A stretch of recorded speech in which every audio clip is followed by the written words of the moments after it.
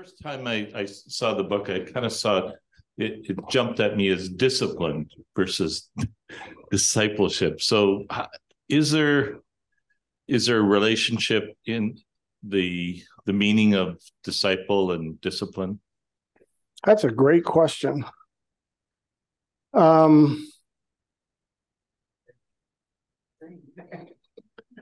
Boy, I really have to think about that. I mean, it's easy to give a quick answer of yes.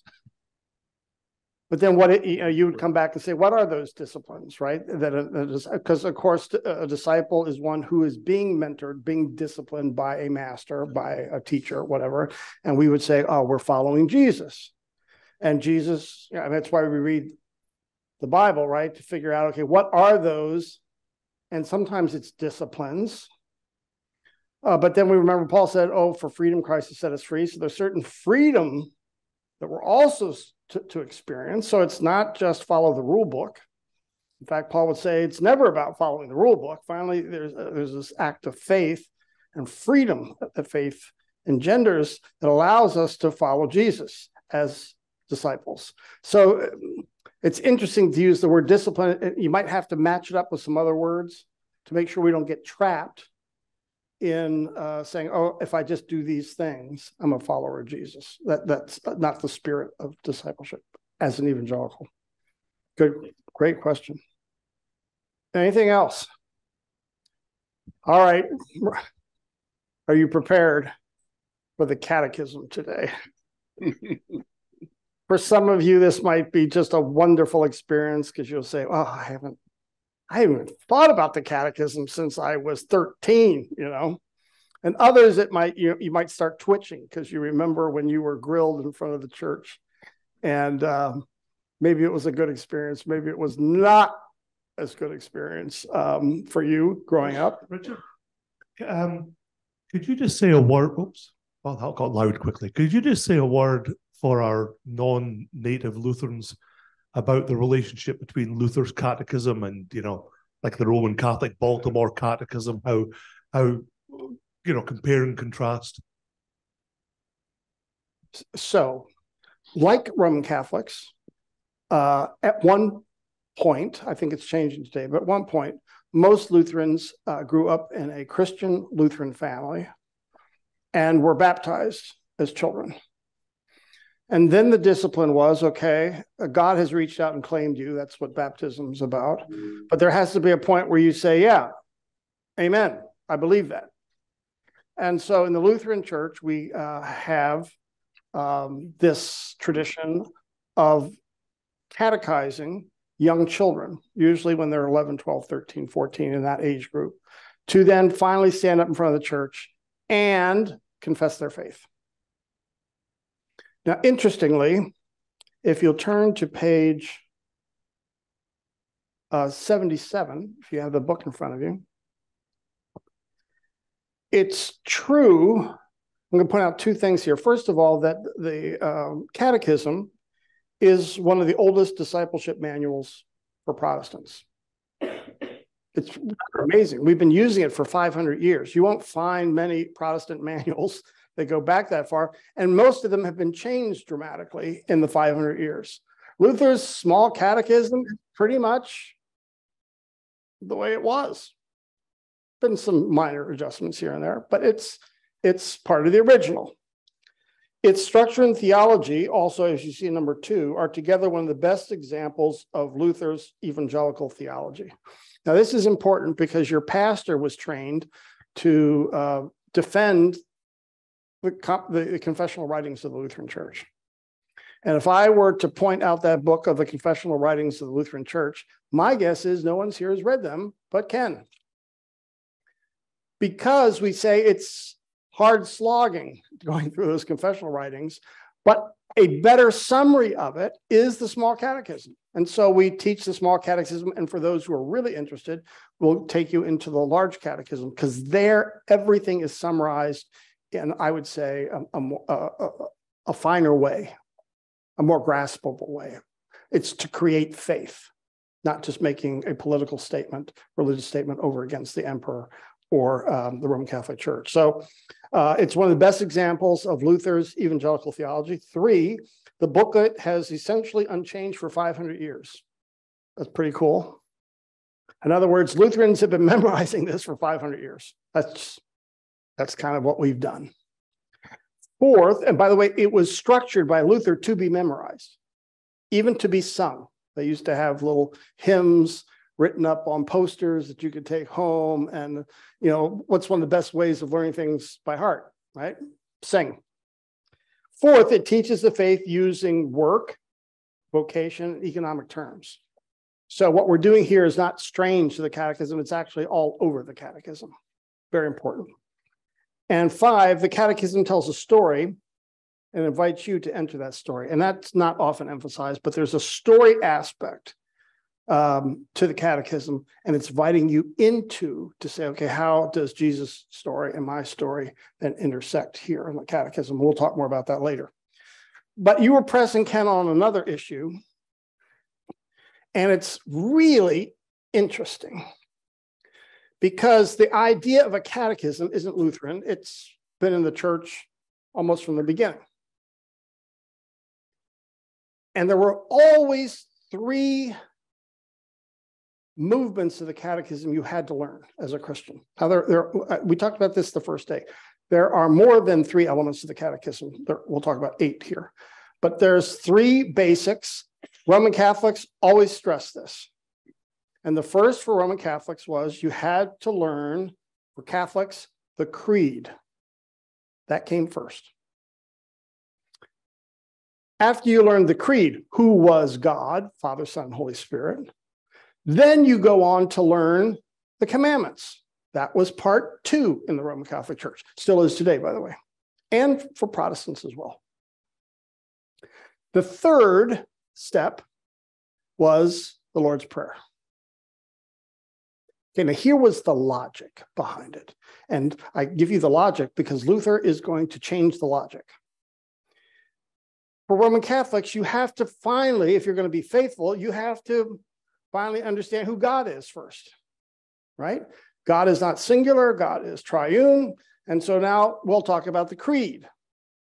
In fact, a lot of Lutheran pastors teach confirmation that way. The kids come in, they say, well, the first thing you have to learn is God. God is Father, Son, Holy Spirit. Then we take them out into the yard and we try to find 3-leaf clovers, or, you know, or we go into the ice box and take out ice and say, you know, ice and there's water and there's vapor. We try all these analogies, which are all heresies, by the way.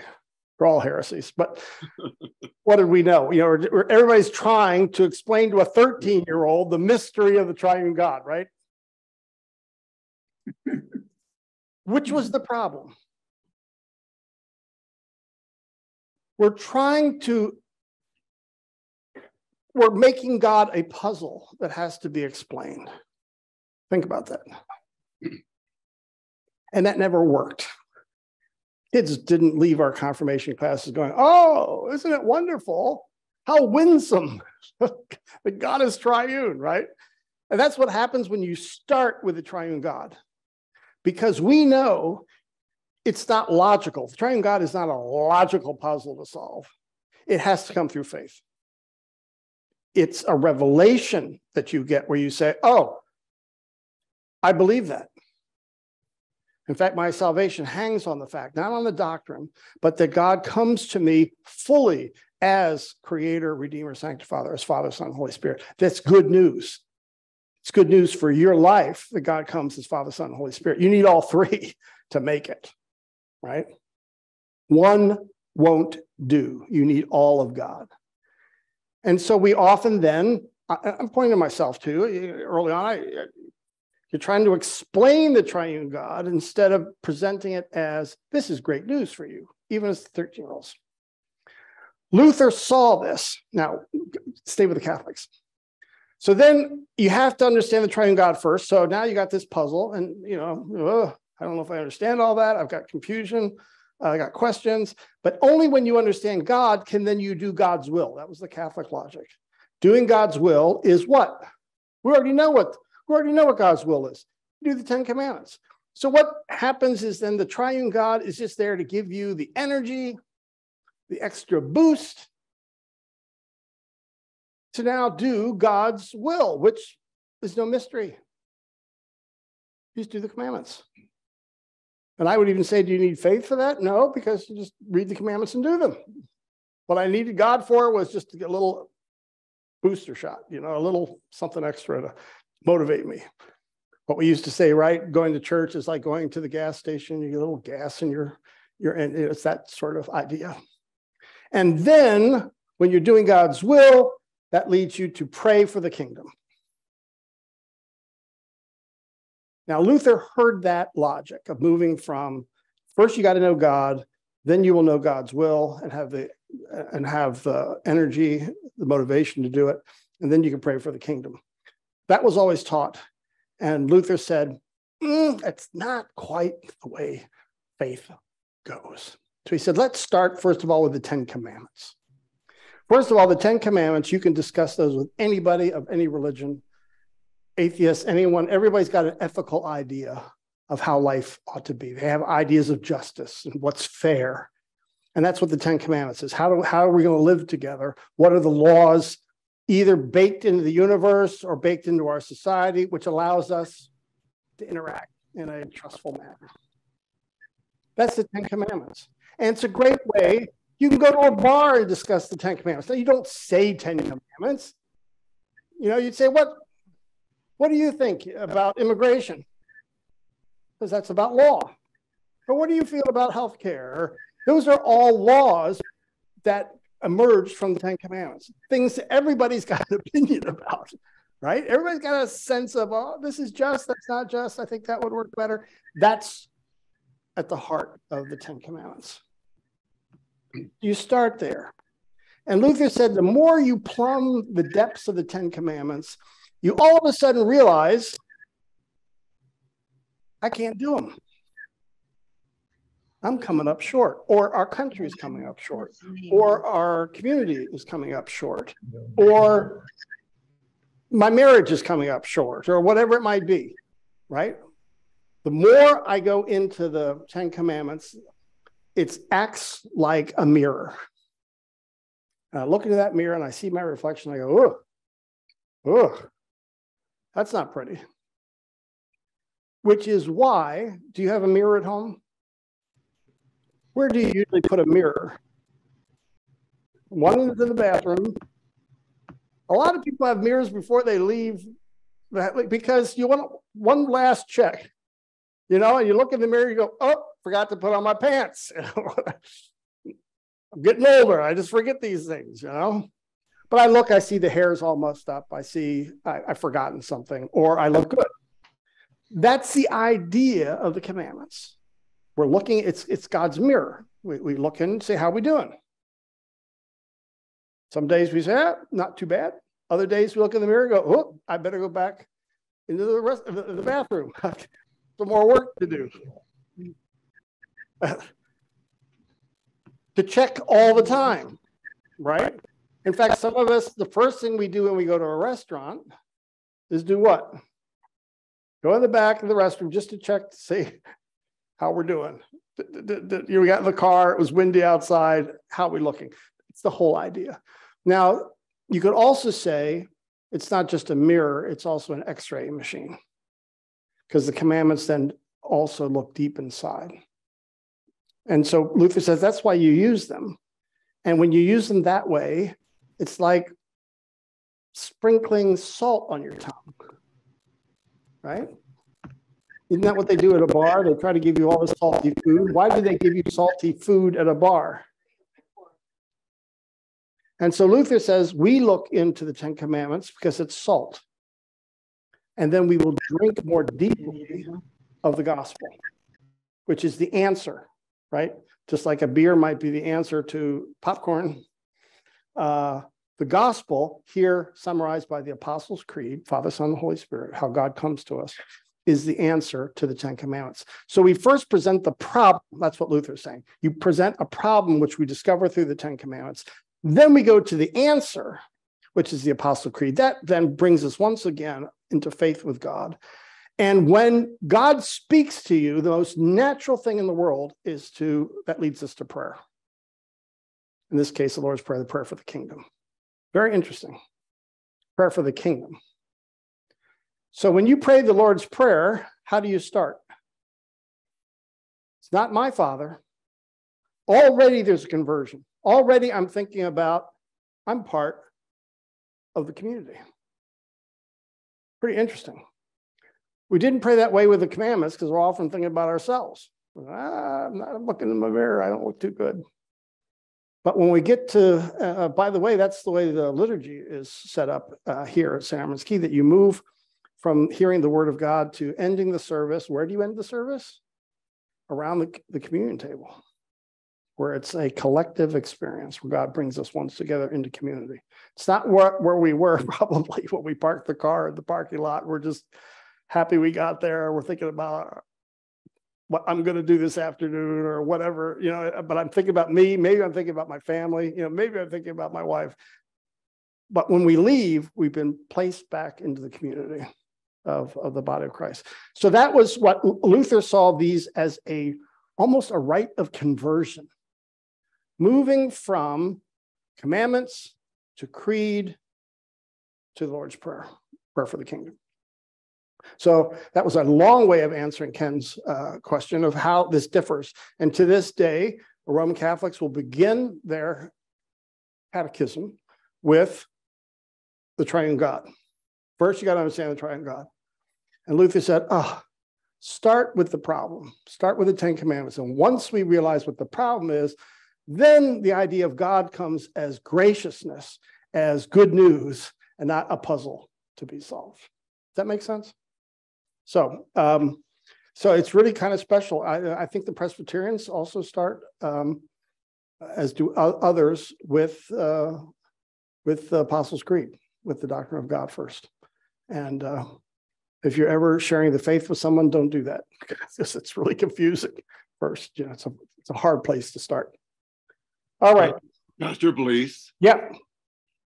Since we are embarking on a small catechism, and with Pastor Ken's question, the word catechumenate, when you talk about this stretching back into the earliest times of Christianity, could you just make some comment about how the catechumenate historically relates also to catechism, and then to this bridge into Luther's time of the small catechism, just as we embark upon these several chapters? Let me do it quickly, and then if there's something that I'm missing, just point it out, and maybe I can add some more to it. In the first 300 years of the church, of course, there was persecution. So Christians are hiding in small groups, and it's not organized centrally. And so how did you do discipleship? The best way you could, right? Families, small groups, small communities gathering, sometimes in people's homes, sometimes in cemeteries, you know, because Romans were superstitious. They wouldn't go into the catacombs. Once the emperor became Christian, then all of a sudden they could do things officially. And now they wanted to write official creeds and put together the scriptures in different ways. And that's when the catechumenate begins. And it was designed both for kids, but often for adults, right? That if you had an adult convert, especially early on, sometimes they would march, as the emperor did, marched all his soldiers down to the river, dunked them all down, said, "You're now all Christian." That's not very effective. So the catechumenate was to train Christians into what the faith was, and often lasted long, at least a year, but often longer. So you would spend all year, maybe 2 years or longer as an adult, being trained on what this was going to mean for you as far as your lifestyle. Because if I've come and I've lived a pagan lifestyle, right, it's hard to say, well, what's got to change? You know, what? And so this process would allow you to explore not just the doctrines of the church, but how that was going to affect your daily life. As an example, using faith working economics, I'm in Corinth, as we know. And I grew up in a pagan family. And so I'm used to certain practices. When I go to the Rotary Club in Corinth, right, before we start the meal, we have a sacrifice to Diana or whoever the local god is, just to keep her on our side as business people. We want a successful business here in Corinth. And so we all do that. Then Christians are saying, well, can we participate in a pagan practice now that we believe that God is Lord and not Diana? I mean, can we participate? And some said, no, Christians can't do that. And others said, those gods don't exist anyway. Just keep peace in the business community and make the sacrifice, eat meat sacrificed to idols. So Christians were then trained in the faith, but then there were questions of what does that mean? Or you've been wanting to get pregnant for several years, you and your wife. And so to help that process along, you go to the local temple where there are temple prostitutes. And you go through a ritual, we might call it prostitution, but it was religiously driven. It was the religious thing to do, to sleep with the prostitute and in a way sort of acting out what you hoped the gods would do with your spouse. We go, whoa. So Christians grew up that way as pagans. Now they're becoming Christian. You can imagine all the adaptations where then they're saying, no, that's not what we do as Christians. We don't do that.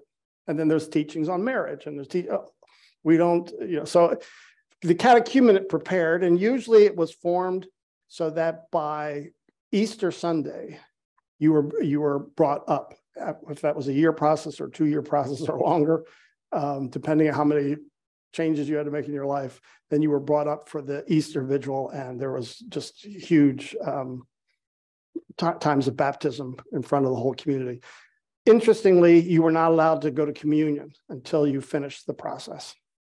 So at certain times in the service, right, the catechumen, those who are being instructed, were invited out of the service. By the way, that's still the case today in the Roman Catholic Church. You're invited out of the service for instruction until you're ready to be brought back for baptism. So you don't participate in communion. You have to be instructed first, baptized, and then you're invited into communion. Is that getting at? Oh, thank you. What a summary on the spot. There you go. There you go.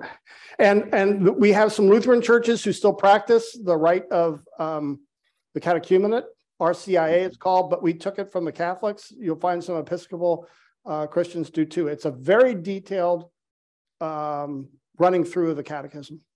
Yeah, so it's still done. Thank you. Thank you. All right, now this is going to be new information, and we're looking on page 79. You remember the fights we used to have about whether the 10 Commandments should be taught in public schools? Some of those are still out there, but the fact is, a lot of Christians approach the 10 Commandments differently. So just to say I believe in the 10 Commandments is not enough. You have to say, well, what do they mean for you? And somebody will look and say, what do you mean? They're the 10 Commandments. But just like I said, with the Roman Catholics and Lutherans, how you present it, whether you present it first or second, makes a huge difference. Because Lutherans are presenting it, remember, like popcorn. It's to show you need help. Catholics are presenting it to say, this is God's will. You got to do this. Luther said, well, Paul's clear. We're free from the law. So now all these doctrinal fights, what is the role of the 10 Commandments? And here I've got them listed out on page 79. And I'm going to read them. Now, spoiler alert, the Lutheran approach is number 5. So, of course, I put that at the end. So, but the first approach, you'll find this with some of your neighbors. When they hear the 10 Commandments, they're literalists. Right? So when you read the commandment, they say, well, that God meant what God said. You have to do the commandments. That is God's will, period. I don't want interpretations from the pastor. I don't want to hear about Greek words and nuance, Just tell me what the commandments are. Do you know anybody like that? First of all, it's impossible because they're not 10 commandments. There are 613. They were meant, as Luther said, for the Jews. They were meant for Moses, not you. You couldn't do them. For example, if you were a literalist and you were to honor the Sabbath, what day do you have to honor? Friday night to Saturday night, right? That's the Sabbath. No interpretation. Oh, well, that's the Sabbath. So when you change the Sabbath and say, oh, no, but I go to church on Sunday, you're already breaking the commandment as a literalist. Paul said, if that's what you're going to do, then you have to follow all 613 laws. In other words, you have to be a Jew because there are all sorts of ritual laws and all sorts of other laws as well. So almost everybody, when they hear it, it sounds pious. It sounds like faithful. Oh, I take the commandments seriously. I do exactly what they say. But that's not exactly good theology. It's not, we think, evangelical. We don't think that's what the Bible teaches at all. So now every other church tradition is going to try to nuance this. Okay, so buckle up. The second one is natural law virtues. And this is Roman Catholic primarily, although Lutherans will talk about we have natural law too. But natural law means that God hasn't just given us 10 commandments. God has actually built a moral code into the universe. And when you break the moral code, guess what the universe does to you? It kicks back, right? So if you do certain things, you'll get sick. That's sort of a moral, biological, the laws of the universe. If you break those laws, can you get away with it every once in a while? Yeah, you can get away with it every once in a while. But finally, somebody will say something, but karma's going to get you. Karma's going to get you, which means the universe is going to kick back. So I can break biological laws, but then I'm going to get sick. Or maybe die. I can break the moral law, and that will also come to haunt me in all sorts of various ways, because God has made an order, not just an order in the sense of biology, but an order morally. And when you break that, it will then bounce back and hurt you, because that's what the universe does. Okay? Roman Catholics call that when you live according to the moral law built into creation by God, that's considered virtue. All right? Third, these Protestants, and they're often mainline, they believe also that there is an order, right? But it's built into the law of the heart, that God has given us this knowledge of good and evil. Going back to the Garden of Eden, right? We have it in our hearts, and we can sort of sense what's good and right and just. And so often mainline Protestants will say, well, we don't follow exactly the commandments because they're a little bit old-fashioned, but we do have the sense that God has built this moral compass in our hearts. And boy, like pornography, when something's not moral, we know it. Wasn't that the old judge who said, I can't define pornography, but I know it when I see it? Often that's the way we are with moral law. Sometimes it's hard to define, but we know it when we see it. We say, that's not right. I just know that's not right. And then a lawyer tries to nuance the case. You go, no, don't, it's not right. It may be legal, but it's not moral. And that's the idea here of these Christians. So the 10 Commandments is just pointing really to the heart, knowing, having a sensitivity to justice. Okay. Have you found yourself yet? The fourth is very similar. It's evangelicals. They have moral and biblical principles. So then they'll go and take a look at the commandments and say, we don't follow them exactly either. But what they're pointing to are moral principles that we have to follow. In fact, they'll often talk about character formation, that part of discipleship is to build a God-pleasing character. which also is responding to the heart. God has built this moral knowledge in the heart, these principles, and if we follow those principles, we'll be following God's will. Notice now they're not reading scripture and interpreting it, although they say the character formation is always reflective somehow in scripture. And it's reflective of the Ten Commandments. It's reflective of a lot of different things, but it's finally principles that they're going to follow of godliness. All right, so those are 4 different ways. So it's same 10 commandments, right? But everybody's using them differently. It's like we got this tool, but everybody uses it differently. Some people are cooking with it. Some people are digging in the backyard, you know. Everybody's using the tool differently. Now, Luther had a pretty interesting approach, because you see this on 81, law as formation and a prelude to faith. For him, the law, and I was just talking about it, sets us up to see that we're finally sinners. It is God's will, but we can't do God's will. So unlike the Catholics who say, well, this is what you're supposed to be doing, we say, well, yeah, it's true, but you can't do it, because the law is pointing to that natural law, that moral law that God's built into the universe. And when we look into that law, we go, oh, I don't look good today. It's that mirror before we leave the house. It's a spiritual mirror. I can't do these things. I need help. And until that point, faith doesn't play a role. By the way, do you need faith to read the commandments, as Luther said? No. Your neighbors, if they're Christian or not, they know, they wouldn't use the word sin maybe, but they know they're vulnerable, they know they're weak. We all do as humans if we are honest with ourselves. And Luther says the commandments just help us to realize those aspects of our lives. It's not literal, but it points to the moral law that is in the universe. And so he's got great freedom with the law. He says, don't take them literally. They weren't meant for you. They're made for Moses. But use them to point to God's moral law. So remember the Sabbath day and keep it holy. You can have Wednesday night as your Sabbath. We're free there. But are you honoring God's word? Are you honoring the community? Are you honoring a day for the Lord? Thou shalt not murder. Are there times when we murder? Yes. War. Do you know that early on, because of this commandment, Christians would not sign up to be in the military? Because they said, you can't be a Christian and go out and murder. And then people say, but you have to defend your country. And they'd say, but that's not what the commandment says. Well, now you're interpreting, now you're adding.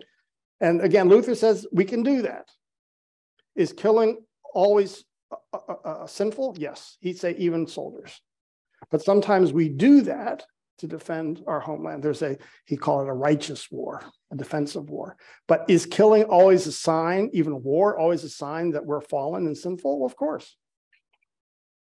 So each of the commandments, Luther has great freedom because he says it's pointing to this internal moral law, and we can't keep it anyway. But it points that out in our lives so that we are driven time and time again then to the gospel. So that's pretty nuanced, isn't it?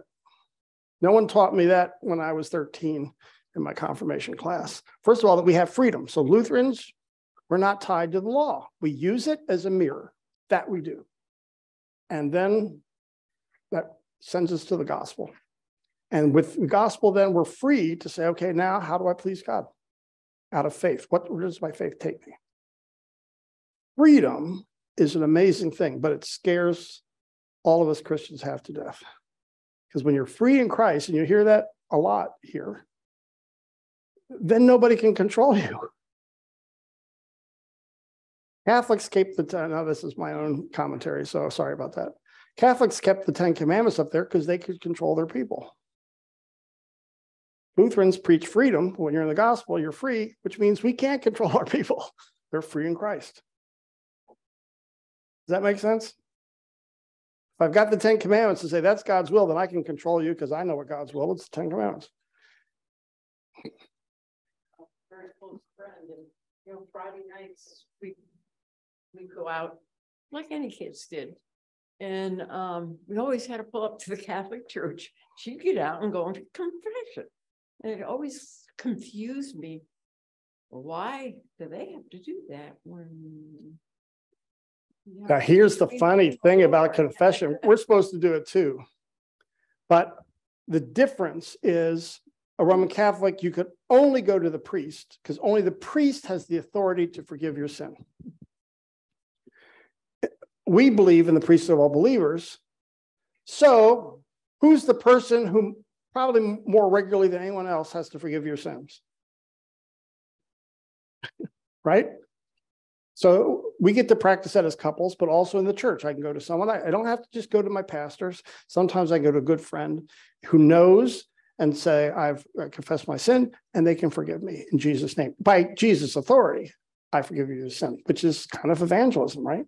So we practice the same thing, but we opened it up. Now, unfortunately, we opened up so much that no one does it anymore. Private confession. We do the public confession, right? My guess is you start your service with. But public confession only makes sense in the long run if you're also practicing private confession. So so here's how does the law? Here's some pictures from the Bible, which I think are just great. First of all, God's word comes as two words, not one. I'm on page 82. That's what your next speaker is going to talk about in a couple of weeks, the two kingdoms. It means there's two words, and law and gospel. And when a preacher preaches or when we give each other the word of God, it always comes both as law and gospel. Law first, exposing our sin, gospel, giving us the good news of what God does with our sin. So both of those are important. The question is, when I meet someone, do they mostly need law?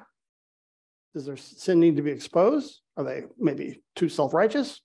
Or do they need more of the gospel? They're already hurting. They already know they're sinners. Now they just need God's good word.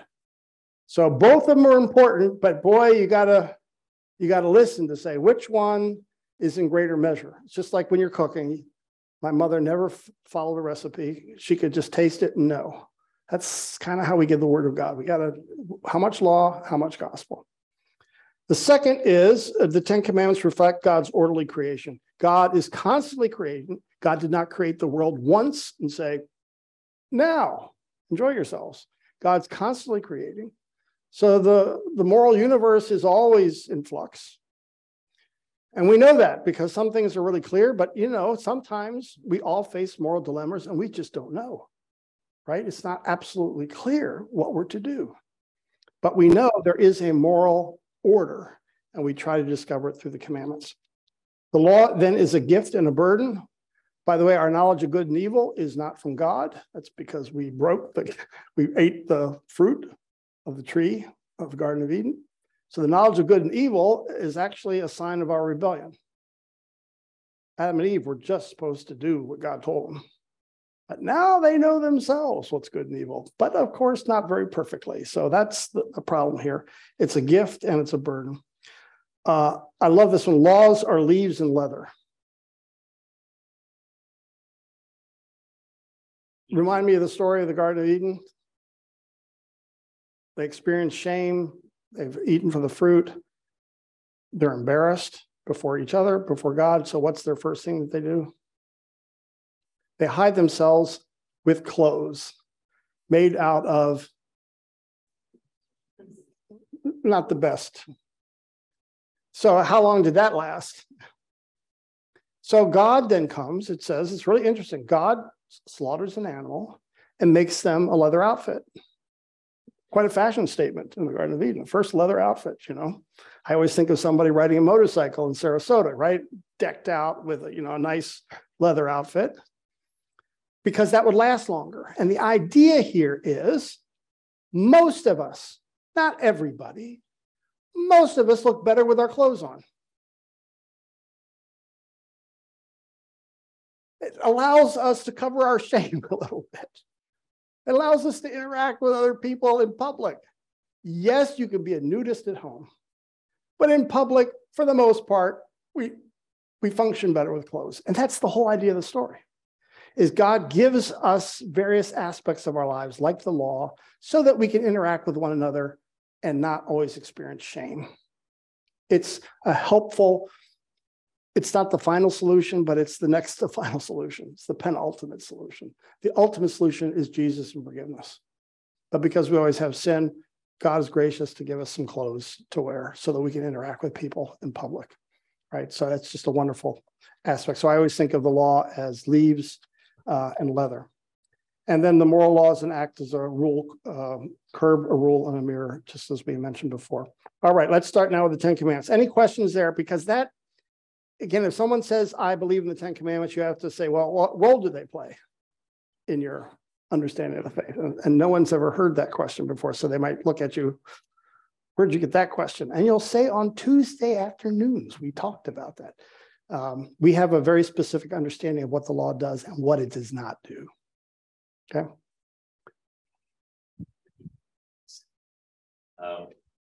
So one of the things that's a little bit perplexing to me, so Luther seems like a very logical person. He got his act together and he knew what would work and what wouldn't.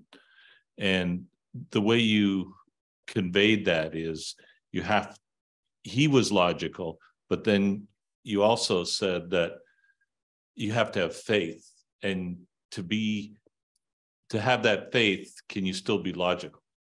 Yeah, I wouldn't use Luther being logical. I think he was systematic, maybe. Okay, maybe systematic, but he sequence of events to get to an end. Yes, but not a logical end. Okay. So I have no idea how you guys fell in love. Okay, I have no idea. I think it involved a dog. Maybe, I don't know. In any case, I think I remember that from last time. I don't know. So I don't want too much information. So there's a point, right, where if you're going to take that big step and say to someone, I love you, you got to finally say that, right? It's not a logical step, but at some point, you got to say, I love you. And of course, what are you hoping? That there's a response. And it's not a logical response, because if they give you a logical response, that's not very romantic. So if you say, I love you, and then you say, I love you too, it's more of a aha, right, than it is logical. Now, I remember, this is a little bit off the top, but this is what happened with my wife, and I can remember 2 weeks, I was hopelessly in love with her. So I finally said it. I said, we were in the car, and I said, I love you. And there was this pause, which is not what you want. You don't want the pause. And then she said, I love you too, just like that. I love you too. No conviction, no passion, no starry eyes. I love you too, but there came the but. But I remember just holding my breath. He said, but here's the problem. I love you, but you're a man. And men can't be trusted. So I don't trust you. So, whew, I had never heard that logic before. And I didn't know how to respond to it. Could I talk her out of that? Now, I've thought a lot about that over many, many years. I came up actually with a very good response about 25 years after that. We already been married, for 23 years. But it took a while because it wasn't a logical issue. It was about her experience with not men, but with men she had dated. But she had other men who were trustworthy, her father, her grandfather. So if I had been smarter, I could have used some rhetoric. But finally, it wasn't an argument I could win. Finally, she's got to come to the point where she gets some sort of revelation, and you never know how that happens. Yeah, I love you too. I'm willing to risk, even though I've had bad experience, I'm willing to risk something. So Luther knows we present the gospel, but in a way you're waiting for the miracle of faith to happen. We can't make it happen. It's not a logical thing. You present the gospel. God loves you in Jesus. And then you kind of stand back and say, okay, now what? Okay, let's see what happens. Yeah. So it is finally a revelation, which is why you don't present the creed first, because it's a revelation. All right, let's start with the first commandment. Now, Luther always presented the commandment. Remember this? What does this mean? And then in the book, it's always the third part, a faith work and economics commentary. That's the faith work W the FWE commentary. So what does this have to do, this commandment, with our topic of faith work economics? And again, remember, a lot of people say, well, this looks like a great theme, but is that part of our tradition? And what I want to say by doing this exercise, yes, this was at the heart of what Luther was doing. Remember, he did in 1529, he made an every member visitation. Reformation is broken out, and now they're a little bit stable. He visits all his people, and he went, yikes, the faith is bad. People don't know the teachings of the faith, and everybody's cheating everybody else in business. It's just awful. What are you going to do about this? And so that's why he writes this. So he's writing it for people's daily life. How does the faith affect you in your daily life as a mother and father, as a business person, as a wife, on the farm, whatever? So, first commandment. You shall have no other gods.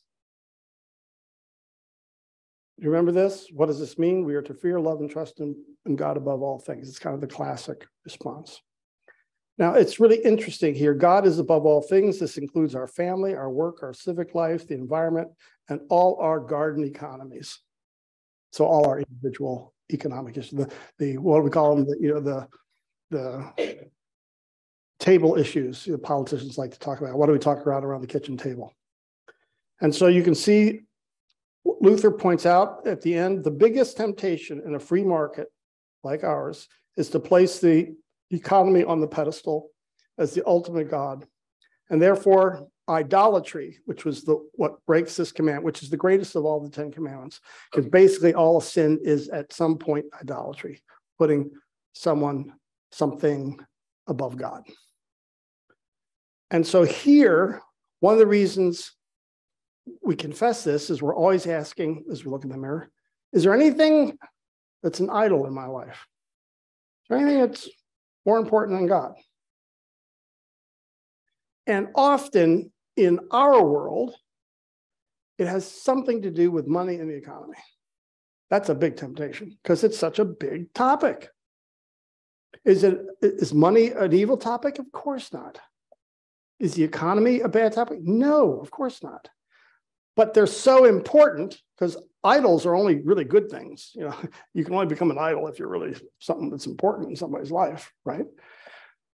It can all of a sudden take over our lives. And we all know this, right? All of a sudden you throw yourself into work and you love your work and you're rewarded and you're successful. Then all of a sudden, that's all you're doing is working. And you come home and the family goes, well, you're not here. And well, I'm just doing my work. I'm just, and all of a sudden it can very quickly happen that my work or economic issues or whatever it might be takes over. And now it's no longer that Jesus is Lord over my whole life, including my work. But now these things have taken on a larger than life role. Happens to us all the time. So this is very, very important, that we see the economic ramifications, especially in our economy. But even in Luther's day, he would say this was a huge issue. Second commandment, we'll just run through the first table of the law, the first 3 commandments. By the way, first table of the law, how many commandments? Whoops. How many? The first table of the law are the laws and the 10 commandments associated with God. So when Moses comes down, he has 2 tablets. How many commandments were on the first tablet? Well, there are total 613, all the laws. But on the tablets, it's weird because the Bible says they were the 10 commandments, and then it lists out 13 commandments. There are 13 commandments in Exodus. But God said there are 10, so we always are editing them to come up with 10, but there are 13. But don't ask me, it's beyond my pay grade. So we've got 2 tables of the law. Was it Mel Gibson, the History of the World? Did you ever see that where Moses comes down with the 10 commandments? Does anyone see that comedy? And he's got 15. He says, here are the 15 commandments. And then he trips and one of the tablets breaks with 5 commandments on it. And then he says, here are the 10 commandments. So I think you're referring to Mel Brooks. Yes.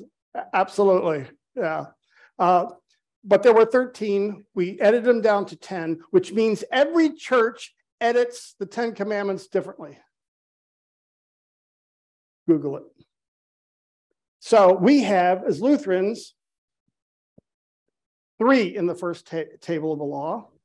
First commandment, should I have no other gods before me. Second commandment, don't take the name of the Lord thy God in vain. Third commandment, honor the Sabbath day and keep it holy. Those 3. Presbyterians will add a 4th, so do Catholics at times, which is don't make graven images. Why did the Presbyterians want to lift up? Is that in the scriptures? Yes. We just hook it underneath the first one. But they lifted it up because they were critiquing Roman Catholics, who they said had graven images. So the commandment was really anti-Catholic. They just wanted to make sure the Roman Catholics knew that there was a commandment that told them that their whole sanctuary was filled with idols, graven images. Interesting. So we don't have 4 in the first table. We have only 3. But other churches have 4. So if you go to a Christian bookstore, or if you go to Amazon and order a list of the commandments, you might get it home and say, wait a minute, that's not the list I learned at church. All right, there you go. All right, we don't even agree on the 10 commandments. All right, the second table is about my neighbor. First table about God, the next table about the neighbor. And of course, there are 7, which are honor your father and mother. 5, thou shalt not kill. 6, adultery. 7, don't steal. 8, don't bear false witness. 9, covet which. 9 is your house. It's very important too. I'll explain why. It's an economic reason. And the 10th, everything else. So think about 4. That's like the ideal family, right? Father, mother, 2 children, or father, mother, child, dog, whatever it is. 4. It's a way to remember. It's honor your father and mother. 5, I always make a gun. This is I do for a confirmation. Don't kill. 6 sounds like sex. So don't commit adultery. 7, I grew up, 2-finger discount. Is that a phrase anyone knows? You know, pinching something. So don't pinch. 7th commandment, don't steal. 8th commandment, I hold 3 fingers over the. Don't lie about your neighbor. Bear false witness. 9 is house. Because your house and property is at the core of your economy. It's very interesting. First thing we protect is our neighbor's house and their property, knowing if we take that by any means, we have now destroyed their infrastructure economically. That's why it starts the commandment with don't take the house, which remember might be important to us because in the United States, property rights are a big deal. Democracy can only be built on laws that protect our property. So nobody can come in and take our property, theoretically. You can imagine if you're a slave in Egypt, how important this commandment was. Because now you are led through the wilderness, you come out into the promised land, and what's the first thing you get? Property. Everyone got property. They divided up all of the promised land. Every family got property where they could build their house. This was the basis of the community. Everybody, and you could lose it, but you'd get it back. The Old Testament law said, you know, if you got sick and you had to sell it, you would finally get it back after certain years, the year of Jubilee, because the community is based on everyone having their property and house. 9th commandment says, we're going to protect your neighbor's economy. Protect their house and property, their business. Then the rest follows through it. It's a little bit insulting, 10, because guess what's part of the man's property? his wife. But it's also, alongside being offensive now, it is also part of what would ruin someone's economy, because all of a sudden, if you break up a marriage, if you break up a family, what are you doing to the family structure? What are you doing to their economy? Let alone everything else you might steal. So basically, it starts with your economy is based on your house and your property and all these other key elements in 10, which is why don't covet. By the way, don't steal your neighbor's property. No, it says don't even think about it. 9 and 10 are don't even think about it, because if you start thinking about it, how might I steal that guy's property? How might I cheat him out of his business? How might I maneuver, right, to get in a position where I could take this or that from my neighbor? And here God says, don't even think, because when you start thinking about it, oh boy, you're just, all of a sudden then the creative juices start to flow. Okay, so these are important commandments about how you work and how it affects your neighbor's economy. Questions there? I was thinking about what I recently read, or just we're going to keep your pastor fit trying there. to keep up with the Bible, and it's like audio for me. And Moses, okay, when he came down the first time, from what I remember, is that he threw the tablets and they broke out of anger. Yeah. But then he went back up, didn't he? Yes. And they were rewritten. So when they were rewritten, was it exactly the same, or that's where all the other ones came in? With a lot of them. Doesn't say. We're really curious about that. I guess we always assume it was the same. But remember, what was written on the tablets is a short version of the 613 that show up in Leviticus and other places in the Torah. So 613 with all the sacrificial rites, all the ritual rites, right? What the priests are supposed to wear, all that stuff becomes part of the Jewish code. And Luther's clear here, as Christians, we're free from the law. So we only use it to help us explore and discern God's moral law in the universe, but they don't apply to us. So it's a very interesting sort of a New Testament-like argument to make. You said that, or in the book it also says, which you said, that the catechism has been around for 500 years and hasn't been changed. There were several iterations of the 10 Commandments. Has the catechism not been changed at all? Not Luther's. Now, the Presbyterians have, like I say, 4 commandments in the first table. And often those were anti-Catholic, but they're in the Bible, all right? So it's not like they're making stuff up here. They're just trying, we all have the right to edit the 10 Commandments. By the way, if you Google 10 Commandments, you'll get this great matrix that has Lutherans, Catholics, Episcopalians, non-denominational. Then it goes into Jewish, Muslim, because everyone lists out the 10 Commandments a little differently. And again, it's all in the Bible. It's just that because there's so many commandments, there's about 13, how do you edit it down to 10? Because you finally have to have 10, because God said, here are the 10 commandments. So we go, okay, it must be 10. But now how do you edit it is the only question. So getting back to the catechism though. So all of the Lutheran, I'm not obviously not born and raised Lutheran. Yeah. So all of the Missouri Synod, and they all use the same Lutheran? Yes, all use the same catechism. Interesting. Yeah. Okay.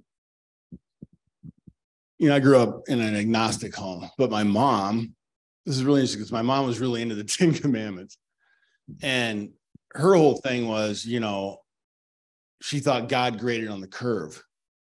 I do better at those than most people. Sure. Where I read it as, I'm screwed. And to have that heart like that, though, also led me very quickly to a savior. That I love how you call it space, this illogical kind of ambiance of God wooing you through those. And I think Jesus said that, right? He said, I didn't come to abolish it. I came to fulfill it. And then there's churches that say, we don't even look at the Old Testament anymore.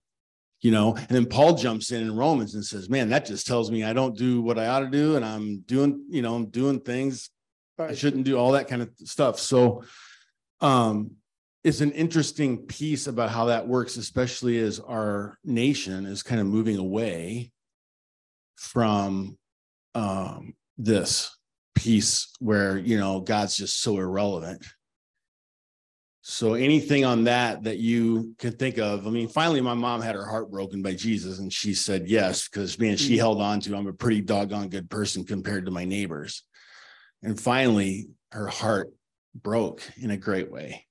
How do you see that working today in I guess what's being called a post-Christian culture? There's no such thing. There's post-Christian, but there's not a post-law culture. If we're right that God has built a moral universe, you can't break that for very long and not feel it come back and haunt you. It's like, this can be a bad analogy, but hang in there. I could grow up and say, I'm not tempted by sex. I don't have any sexual needs. I'm above all that, right? I'm strong. And if anybody was smart, they'd say, oh, careful there. Those are just biological needs, right? You got to learn how to handle them, but don't deny them. Or I can hunger or any other desires. I can eat as much as I want because, I'm 22 and I used to eat as much as I wanted and nothing happened, right? My body, my metabolism, I was thin. I thought my parents are weak. They eat and get fat, but I 22-year-old that I am, I'm, eternal. What can I do? And then all of a sudden you realize you're not eternal, that if I eat, then I can't lose the weight. And if I do certain things, I get ill. So there's a moral universe. And once you break that, it doesn't matter what you believe. It's going to fight back. There's just certain things that all of a sudden, you get depressed or you get ill or you die, you break relationships. It's just the way the moral universe is built.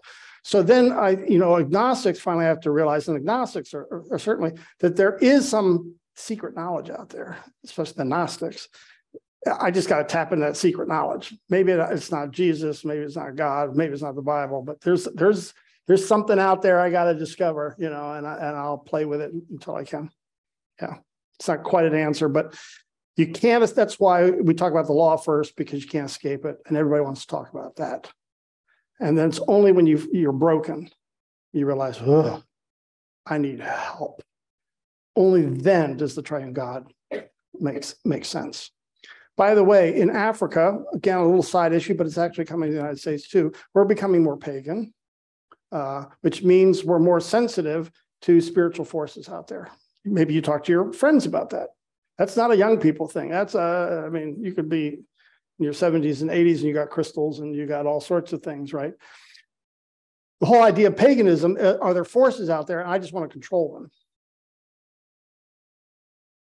And it's only in that environment then that having God as spirit to protect us makes sense. In Africa, there is no such thing. I lived there for 6 years. There's no such thing as a coincidence. There's bad magic, but there are no coincidences. So everybody's going to their local shaman, to figure out either what's going on or how do I get back at my neighbor who got me? I mean, it's really something. So I went back to the German church I was working at and telling them these stories about the pagan practices. All the kids in my Sunday school class were wearing amulets to protect them from evil forces. And I asked the parents, I said, you're Christian, how come you're in Africa? How come you're letting your kids wear amulets? And they all said, oh, that's not us. We would never do that. We don't believe in that, but it's grandma. But it was always grandma. Grandma gave us these amulets to wear and protect the kids.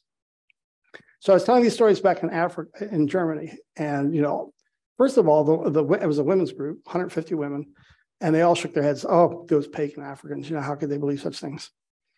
But then I remembered there was an old wives' tale at that time in Germany, still exists, that if you were to do your laundry over the Christmas holiday, 2 weeks over the Christmas holiday, someone in your family would die that year. So I asked women there, I said, does anyone believe that old wives' tale? And of course, they all shook their head. No, we don't believe that. I said, but how many of you do laundry over the Christmas holiday? Nobody. Because they said, you don't tempt fate. You don't tempt fate. Ken, I bet you have 1,000 stories from Scotland that are along the same line. Because the Scots are about as superstitious as any group on this earth. Who are superstitious now? They're all down here in Florida. They're baseball players, right? They wear this, if they got in a hitting streak, they don't get rid of their socks. They keep wearing it. They won't wash them because they're on a hitting streak. They won't step on a line because that's bad luck in baseball. You hop over the line. There is nobody more superstitious than athletes. Do I hear an amen? Athletes are amazingly superstitious. But so it's that inner pagan in us, right? It just keeps creeping out. We all have it. In the University of St Andrews, which is a town campus, there's not a campus outside town. The whole university is just filtered through the town everywhere. There's the site of the burning at the stake of the first reformer, Lutheran, Patrick Hamilton. And on the sidewalk, spelled in cobblestones, is his initial PH and a heart around it. And no student at the university will step on that part of the sidewalk, because if you stand on the site of Hamilton's execution, you'll fail your exams. And so on graduation day, every year, everyone makes for Patrick Hamilton's site and stands on it, because you've passed your exams, you've graduated. If we had time, everybody has these stories. You know, we think, okay, I'm a follower of Jesus. I go to church every Sunday, and then I'm out. All of a sudden, on a rainy night, this black cat jumps in front of me. And I go, what? And then I try to talk myself out of it. I said, wait a minute. Or I break the mirror in my house, right? And you go, or I walk under, you're ready to walk under a ladder out here in Sarasota. And then you go, I'm not going to do that. Or I'm not going to really believe that fortune cookie, or I don't read my horoscope anymore. There's just something that's pagan in us that works on us. And here we're trying to come out and with these commandments and creed, say something else about the universe. Let me just say something quickly about the creed. If you take a look at the next chapter where the creed comes out, it is fascinating. Because what is the first article of the creed? I believe God the Father Almighty, creator. Now, tell me about the creation story. What you remember of it? What was made first? And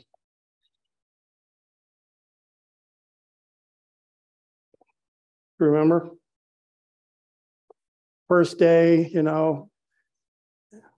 light and darkness, and then there's the dry land, and there's animal. There's this kind of slowly the creation starts to unfold. And when Luther says here, and he's going to interpret the creed, I believe in God is my creator, does he mention any of that story? No. What's he talk about? And for Luther, I'm going to look at my life and what God created for me. And notice how he talks. Again, he's not referring to Genesis 1-3. He's talking about his economic and work life. And it's really quite fascinating. He says, listen to this. I believe that God has created me together with all that exists. Okay, that's a good summary of Genesis. God has given me and still preserves my body and soul, eyes, ears, and all my limbs and senses, reason, and all my mental faculties. In addition, God daily and abundantly provides shoes and clothing, food and drink, house and farm, spouse and children, fields, livestock, and all property, along with all the necessities and nourishment for this body and life. That's very personal. Any business person could list this out. Any family could list this out, right? And it's a great way to pray, to say, okay, I'm just going to look around. Look at my retirement fund. That's part of God's creation. I went down to the police station because I had some issues. Good government, legal, policemen do their work. I like to drive by the school, and they're great teachers who are taking care of the kids. All that and so much more to meet my necessities of body and life. He's going into detail about his life, which is such a wonderful way. I don't know if you've done it every once in a while, but to try that every once in a while, to say, okay, what are the things that I really do take for granted? You know, and it's a lot. And here he's saying, I want to recognize all these things. So God protects me against all danger and shields and preserves me from all evil. And all this is done out of pure fatherly and divine goodness and mercy, without any merit or worthiness of mine at all. For all of this I owe to God what? To thank and praise, serve and obey him. That's all I got to do. Except that's not what I usually do. Forget that all the time. But this is a marvelous way of take a look at your economic life. Of all the things, as we mentioned, it's not just financial things, but all the things that you need. I need good roads to get home. And I don't have a vote in it.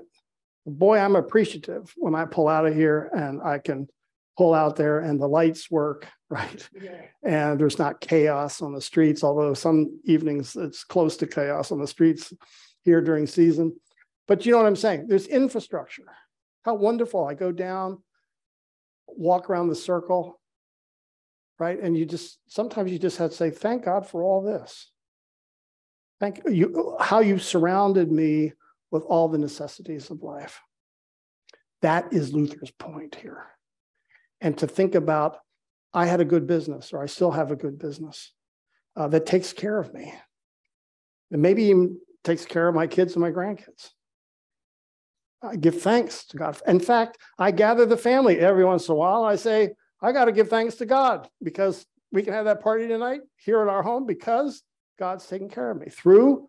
And then we can list them out sometimes so that our kids and grandkids hear our gratitude for God. This is how the creed begins.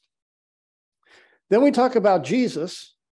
I'm going to go through the creed real fast because that's my goal today.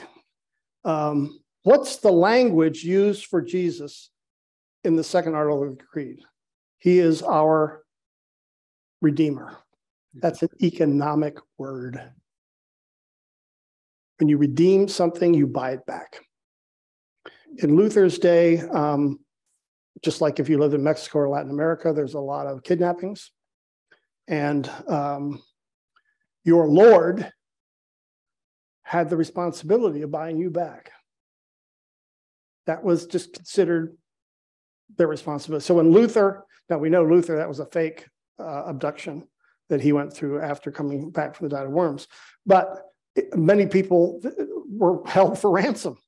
That was just kind of an economic thing that we do see in Latin America. In certain capital cities, they'll take rich business people and expect ransom for them. Your Lord was to do that at the time. Now, our government says we don't pay money for ransom. But at the time of Luther's day, when he's writing that, he's using this metaphor because he says that's what a good Lord does. He goes and buys back his people. And so he's using that to say that is the primary metaphor for Jesus, who on the cross buys us back. It's an economic term. I'm your Lord because I bought you back. I purchased and won you. So these are, and then when we move to the third article of the creed, let's talk about the kingdom of God. When you hear kingdom language, think God's economy. How does God's economy of the universe work? God's home economic project. We're God's home economic project. And we enter that economy through the Holy Spirit and faith. So just as you prepare your kids, I assume, if you have kids, if you prepare them, how did you prepare them to enter the economy? You might have sent them to school, maybe to college, maybe you sent them to a professional school, community college, whatever it was, right? The reason you do that, the reason sometimes we're willing to pay a lot of money for that is because we want them to enter into the economy. And we get upset when they don't take it seriously because we know if you don't enter the economy right, it can be scary, right? The way we enter God's economy is through the gift of the Holy Spirit and the life of faith. That's the third article of the creed. So when we say, okay, I believe in God the Father Almighty, maker, creator of heaven and earth, I'm giving thanks for God who creates my economy, Jesus who buys me back to be my Lord, and the Holy Spirit now who brings me into God's economy in a new way through faith. So, that was a lot.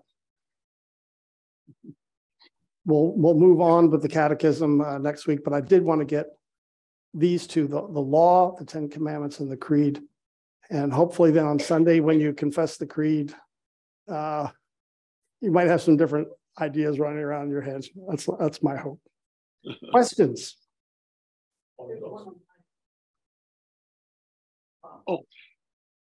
As we are at this point, especially concluding also with the Catechism and the 10 Commandments, as we embarked on the 10 Commandments in the book, it makes a couple mention of the large Catechism. Yeah. And it seemed to me, as we saw the commentary on faith, work, and economics, our economy, that there was that kind of insight that must have come from the large catechism as well, but also so contemporized by your own experience. It might be good for us as we go into this forward movement now, just to hear again how you came to so realize the economic emphasis of Luther's catechisms. And you made some mention about that in introducing our time together. Mm-hmm. It might be good to just review that as you bring up redemption as being an economic term, and as we move forward with economics, which is somewhat new to our thinking. And again, how it became new and then growing in your thinking. First of all, thanks for the question. It's very astute. I think you're exactly right that many of the ideas we know, many of the ideas surrounding the small catechism, we know about Luther's emphasis on work and economics because we read the large catechism, where he's more explicit in these matters. I mean, he goes right after these topics much more directly because he's now speaking to the clergy primarily, who are better educated and can handle a few more ideas. But the small catechism is still the Cliff Note version of what he put together in the large catechism, and very concise, but it's all there. It's just all there. And part of my conversion, I'll say more about this next time, was I went to the Kern Family Foundation in Waukesha. They said, we really like this topic of faith, work, economics. How would Lutherans approach this? And I went, well, I'm repeating the story from the first week here. I said, Lutherans, we like to talk about faith and vocation and work, but not economics. We don't like to talk about money, let alone the big topic of economics. And I couldn't have been more wrong historically. Luther spoke about these topics all the time. So then my question later was, when I discovered this, why wasn't I taught this? Why didn't I know these things? If it's so deep in our tradition, and I would say, by the way, even before the Reformation, these were major topics among theologians. Why did I miss this? And I still haven't figured that out. I mean, was it my teachers who overlooked it? Was it that they taught me and I didn't see it because I had no reference? I'm still not quite sure, to be honest. I'd be anxious to hear your experience there as well. I just was not taught to put it succinctly that there was a connection between Sunday and Monday, or the depth of that connection. Yeah. Yeah. I have a comment on that one, because as I read your book and went and tried to find my small catechism, I found out that the age of my life at the time I got it and how I received it was a lot different than it has evolved as I've grown older. And I think catechism ought to be taught more than once. Okay, there's an amen on that one. I mentioned that early on, that when I learned the catechism, I was 13. I did have two interests in life. And it wasn't work and economic issues, right? I'm being kept by my parents, so economy is just not a thing, right? And I didn't have to work, and economics was the farthest thing. I didn't realize all the stuff they were paying for. So it didn't connect, because my life was so I say it in the book, I think the catechism is for adults. It's not for kids. I mean, you learn that because you learn all sorts of things as kids, but you can't really understand a catechism until I totally agree with that. Let's end then with a word of prayer. Good and gracious God, we thank and praise you that you indeed give us your word as law and gospel. And we pray that indeed we could go deeper into your word in our lives with your commandments and your creed, so that we can understand how you come to us, how you create us, redeem us, and how you bring us into your home economics project. Bless us now on our home way. Give us safe travels. We pray all this in the name of Jesus. Amen.